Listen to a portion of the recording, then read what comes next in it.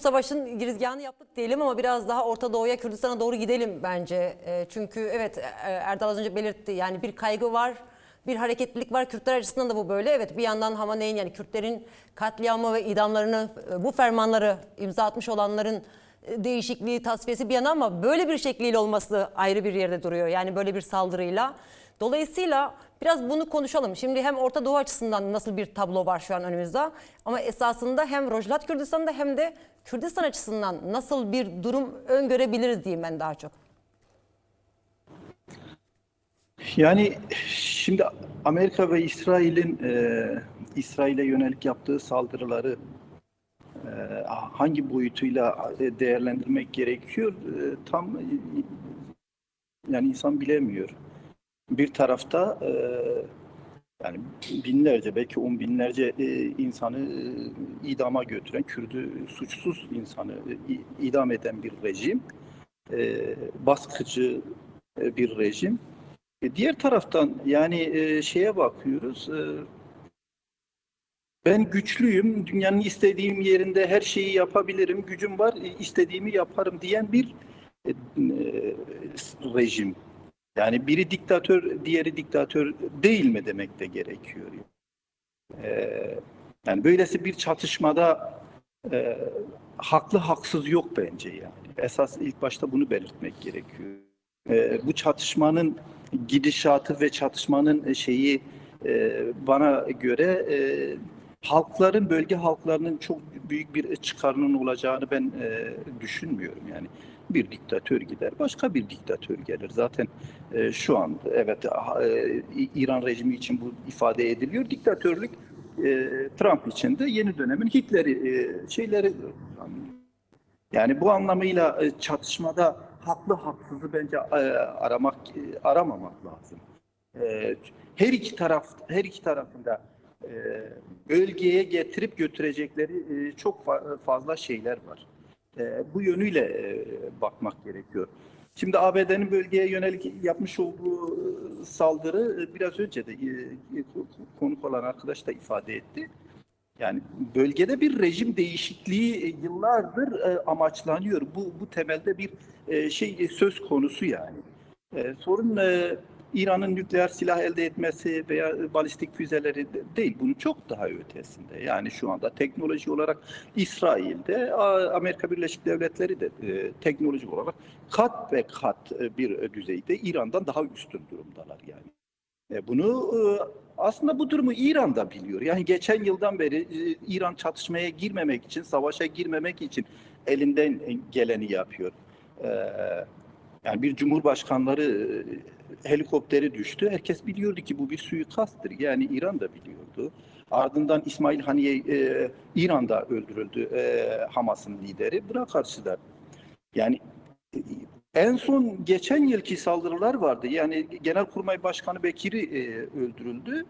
Yani bunlar karşısında bir cevap vermek, kendi kamuoyunu içeriye yönelik bir yatıştırıcı şey yapmak için bazı hamleler yaptılar, fakat İran teknolojik olarak, askeri olarak İsrail ve şeye cevap veremeyeceğini biliyordu yani.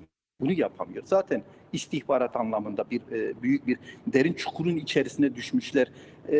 Ne yaşanıldığını tam olarak onun şokunu da yaşıyorlar. Bekir'in o yatak odasında vuruldu. İşte Ali Hamaney toplantı odasında kiminle toplantı yapıldığı önceden bilinen şekilde, yani o kadar o düzeyde İsrail İran'daki yönetimi, İran'daki sistemi, gidişatı, her şeyi kontrol eder duruma gelmiş. Buna tam hakim değiller. Yani İran aslında bir çatışmaya girmek istemiyordu. Çatışmaya zorla sokuldu. İran'da bu çatışmaya girmek zorunda kaldı. Mevcut gidişatta da aslında İran evet şu anda sert açıklamalar yapıyor. Hamaney'in öldürülmesinden intikam yeminleri ediliyor ama savaşın, çatışmanın devam etmesi durumunda İran daha fazla kaybedeceğini biliyor. Bundan kaynaklı dolaylı veya farklı şekillerde bir uzlaşma yolunu arayacaktır. Eğer ileriye yönelik Kürtler olur, başkası olur. Bunu hesaplamak lazım. Evet, bölgede bir rejim mutlaka değişecek. Yani bu İran'daki rejim değişecek. Çünkü Arap Baharı'ndan başlayarak bölgenin tamamında neredeyse rejimler değişti. Sırada İran var. İran'da da değişecek. Ama bu bugün olmayabilir. Bunda ki askeri olarak biraz göz önünde bulundurduğumuz zaman sadece hava saldırılarıyla rejim değiştirmek de öyle kolay değil yani. Mutlaka karadan bir harekatın olması lazım. Şu ana kadar herhangi karadan bir harekat yok. Daha Nihat çok Kaya, işte Kürtlerin ayaklanması bekleniyor, Bir bekleniyor veya konuşmana bir virgül, buradan devam edeceğiz. Çünkü burada Kürt meselesi, Kürdistan önem kazanıyor. Bir görüntü var elimizde. Hevler havaalanı vuruluyor birkaç gündür. Yani İsrail-ABD ortak operasyonun başlamasıyla birlikte Güney Kürdistan'a, Hevler'e yönelik buradaki ABD hedefleri de vuruluyor. Körfez ülkelerindeki ABD hedefleri de vuruluyor. Türkiye hariç. Şimdi en zayıf noktalardan biri olarak görülüyor olmalı ki, çünkü Kürtlere yapılan saldırıların bir bedeli olmuyor, ne yazık ki böyle bir dünyada yaşıyoruz. Hevler'e de bir saldırı yapıldı. Görüntü var elimizde. Bir görüntüyü verelim, ardından devam edelim.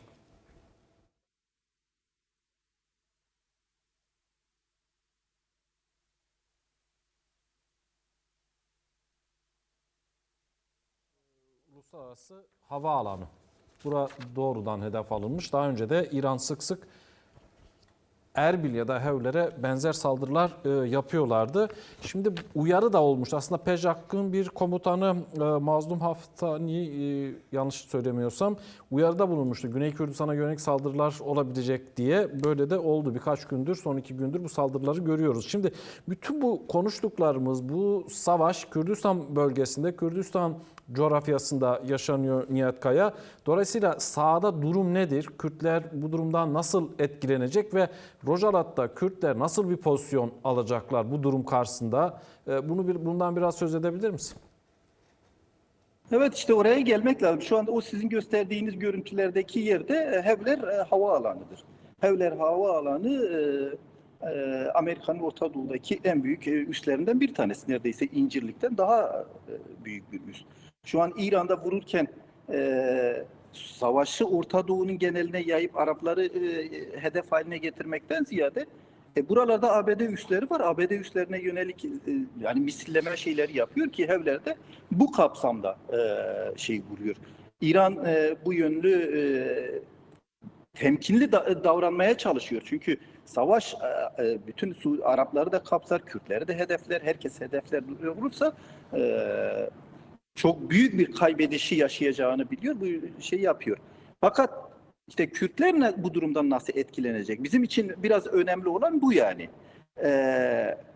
Bölgenin tamamı şu anda bu savaştan etkileniyor, daha fazla da etkilenecek. Çünkü bölgeyi ABD ve bu küresel sermaye bir kaos içerisine çekmeye çalışıyor. İran bunun bir parçası. Bu kaostan rejim değişiklikleri türetiliyor. Libya'da yaşandı, işte Suriye'de, Irak'ta, diğer yerler, her yerde neredeyse o 20. yüzyıldan kalan o rejimler değiştirildi. İran'da da değiştiriyor. Bu Kürtler için önemli bir fırsat ortaya çıkaracak. Ama bu konuda işte başta belirttiğim kaygılar nedir? Bu hemen şimdi olmayabilir. Bu zaman alacaktır. Çünkü İran bir Venezuela değil yani. İran başka bir ülke değil. İran binlerce yıllık geçmişi olan ve ideolojik derinlikte Şii diye dayanan ideolojik kökleri bulunan bir devlet yapılanması. Bundan dolayı öyle erken teslim olup erken yenilecek diye bakmak bence çok yanılgılı olabilir. Bu zaman alacaktır. Bu rejim değişikliği için hazırlık Kürtler tarafından bir hazırlık yapılması onlara yeni bir fırsatların doğmasına neden olacaktır.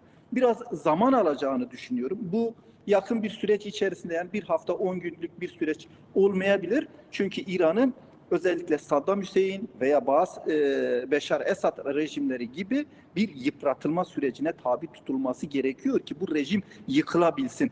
Yoksa yani Maduro'yu alıp da Venezuela'da bir değişiklik hemen yaptık oldu bitti tarzında Ali Hamane'yi öldürdük, İran'da değişiklik olacağını ben düşünmüyorum. Bu biraz daha zaman alacak. Çünkü İran devlet geleneği köklü olan, ideolojik kökleri bulunan bir yapı. Bundan dolayı daha fazla direnecekler. Kürtler biraz daha temkinli bence yaklaşmaları gerekiyor.